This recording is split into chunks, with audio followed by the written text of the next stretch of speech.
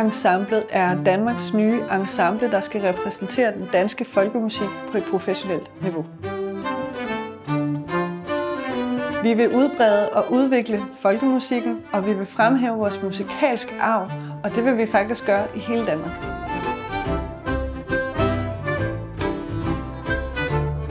Repertoiret består af nykomponeret og traditionel dansk folkemusik. Vi spiller både instrumentale numre, men vi har også sange med.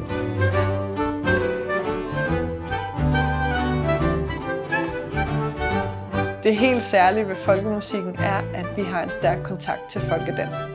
Det gør, at vi også kan lave koncertoplevelser, hvor vi instruerer i folkedans, og på den måde lave en fælles og aktiv oplevelse sammen med publikum.